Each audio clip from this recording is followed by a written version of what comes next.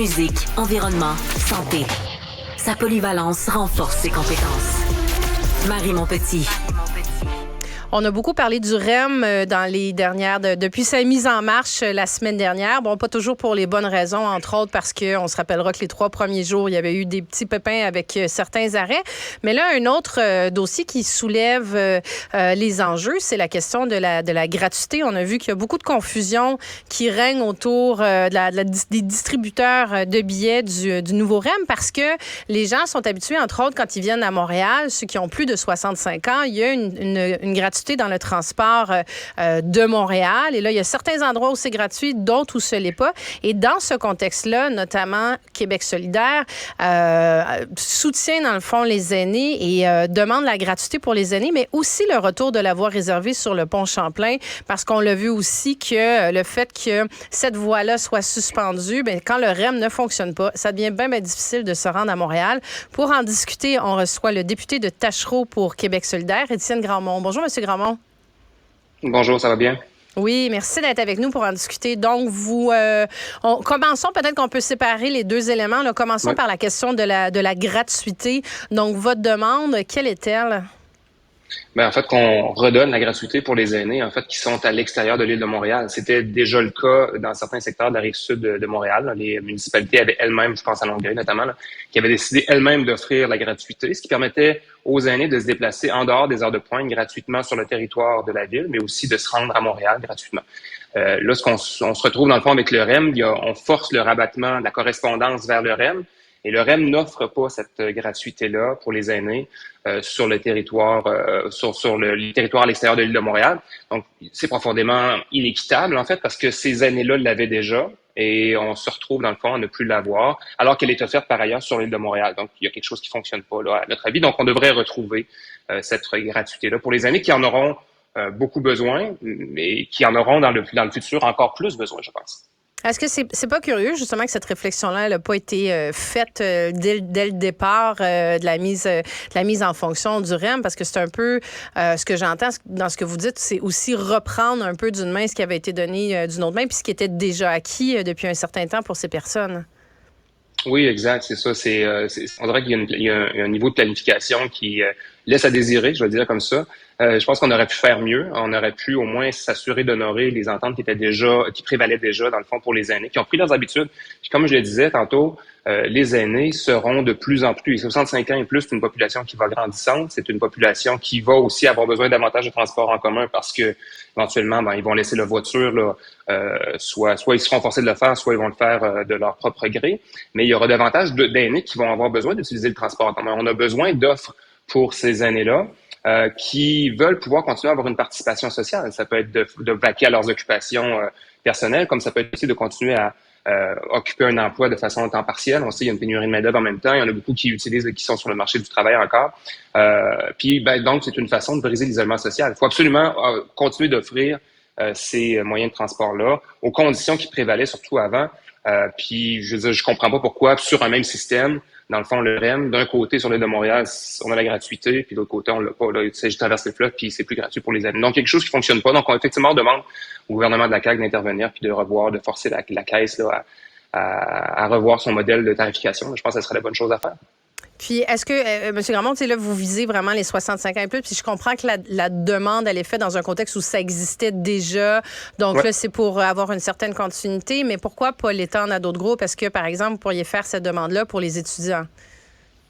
Oui, effectivement, on a une perspective là, d'avoir une certaine forme de gratuité un jour dans les transports collectifs, mais vous voyez, le dossier du REM est quand même super intéressant parce qu'on assiste, dans le fond, à la mainmise d'une société. En fait, la Caisse de dépôt et placement, qui est un organisme privé. On comprend que c'est le bas de laine des Québécois, mais c'est quand même une organisation qui cherche à faire des profits, à avoir le gros bout du bâton dans le déploiement d'un réseau de transport collectif. Alors que pour nous, chez Québec solidaire, les transports collectifs, c'est un service public. Donc, il y a une logique de rentabilisation, de profitabilité qui nous amène à avoir des décisions qui sont un peu étranges. Puis ce qu'on veut éviter, en fait, c'est qu'on veut pas que les profits de la caisse se fassent sur le dos des aînés, surtout les moins nantis. Les pensions de vieillesse, puis les aînés, il y en a quand même beaucoup dont c'est à peu près le seul revenu là, des pensions de vieillesse. Ces revenus-là ne sont pas augmentés, ne sont pas indexés année après année. Donc, la Caisse de dépôt, on peut en être fier, c'est un fleuron québécois, mais en même temps, ça cherche à faire des profits, donc il ne faut pas que ça se fasse sur le dos des aînés vulnérables, des aînés les moins nantis. Là. Ça, pour nous, c'est quelque chose qui est absolument inconcevable. Et dans votre demande, c'est ça, du même coup, vous demandez aussi le retour de la voie réservée sur le pont Champlain. Absolument, absolument. La voie réservée, elle existe. Elle existait pour une bonne raison, en fait. Là, c'était pour être capable de faire circuler le transport collectif sur le pont Champlain de façon efficace. Ce qu'on souhaite, comme vous l'avez mentionné d'entrée de jeu dans l'introduction, des pannes sur le REM, on n'en souhaite pas évidemment, mais on sait qu'il y en aura d'autres. Et donc, il faut absolument s'assurer d'avoir des plans de mitigation, des plans B pour le cas où on aura ces pannes. Quand il y aura des pannes, il faut absolument avoir ces bus qui puissent continuer de se déployer. Puis on voyait dans les médias ce matin une autre nouvelle qui m'a quand même inquiété, c'est le fait que certains arrêts d'autobus à Montréal vont disparaître. L'objectif étant de rabattre, de faire correspondre à peu près tout ce qu'il y a de transport collectif sur la rive sud immédiate de Montréal, mais aussi Saint-Jean-Richelieu, Saint-Jean-sur-Richelieu, éventuellement Sherbrooke aussi. Donc les bus qui viennent, qui sont dans un mode plus interurbain, on veut les faire correspondre avec le REM. Mais c'est ça, encore une fois, s'il y a des pannes, puis si on veut augmenter l'offre de transport collectif, moi j'entendais la RTM ce matin dire « Ah, vous voyez, c'est parce qu'on veut s'assurer qu'il y a de moins en moins de véhicules qui viennent sur l'île de Montréal. » En fait, c'est pas ça l'enjeu.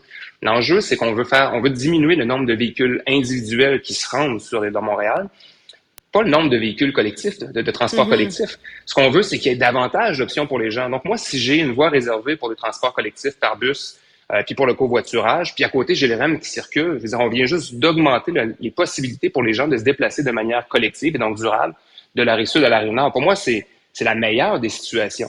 Mais on dirait qu'on est encore une fois dans une logique où on veut absolument maximiser les profits du REM, donc faire correspondre tout le monde sur le REM.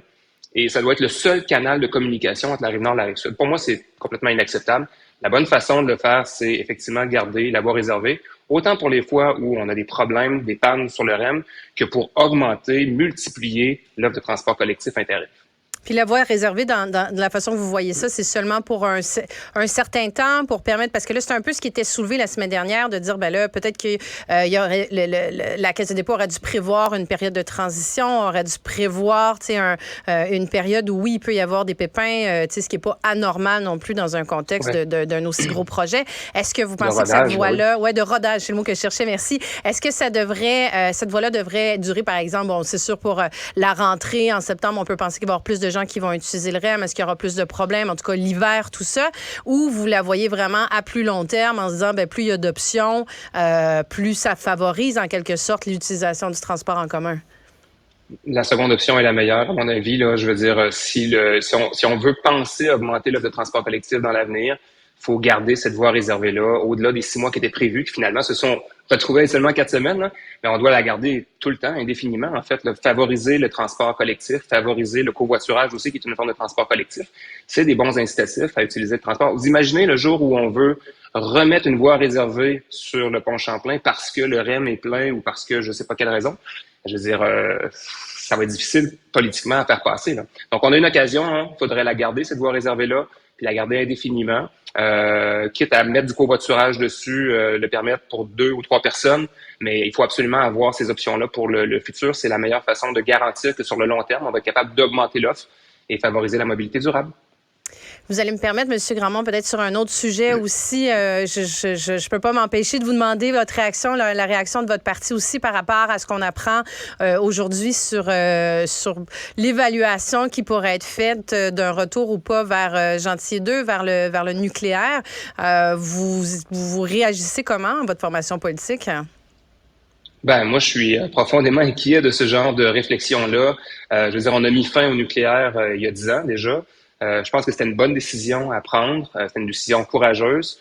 Je trouve ça inquiétant de voir que Pierre Fitzgibbon puis Michael Sabia, le nouveau PDG de Hydro-Québec, ensemble, tous les deux, tout seuls, dans un bureau, peuvent décider de recommencer à penser à ouvrir le nucléaire sans avoir fait la démonstration qu'on en a besoin pour assurer notre transition énergétique. Ça fait des mois qu'on demande à ce que le PDG d'Hydro-Québec soit entendu en commission parlementaire pour venir nous expliquer son plan de transition énergétique. Je pense qu'avant de commencer à prendre des décisions comme celle-là, à 2 personnes dans un bureau, là, Je pense que la bonne chose à faire, ce serait d'accepter de venir en commission parlementaire à l'Assemblée nationale pour qu'on discute, puis qu'on ait des outils pour être capable de prendre ensemble des décisions collectives sur l'avenir énergétique du Québec. C'est pas des décisions qu'on prend à la légère, c'est pas des décisions qu'on prend à deux dans un bureau.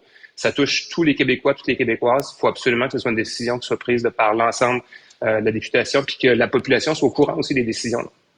Puis est-ce que, juste pour bien comprendre sur le nucléaire, parce que bon, j'ai vu le Parti québécois, le Parti libéral du Québec aussi, je pense que là-dessus, les trois partis d'opposition, vous avez réitéré à plusieurs reprises cette demande-là d'avoir des consultations, d'avoir national, d'avoir une commission parlementaire. En tout cas, il y a différentes formes qui ont été évoquées pour pouvoir avoir ces discussions-là plus globales. Mais par rapport au nucléaire spécifiquement, quand vous dites que vous êtes profondément inquiet, là, je comprends qu'il y a une partie où vous êtes inquiet parce que c'est des décisions qui se prennent à huis clos. Mais est-ce que sur le nucléaire, vous seriez opposé à aller de l'avant avec cette forme d'énergie?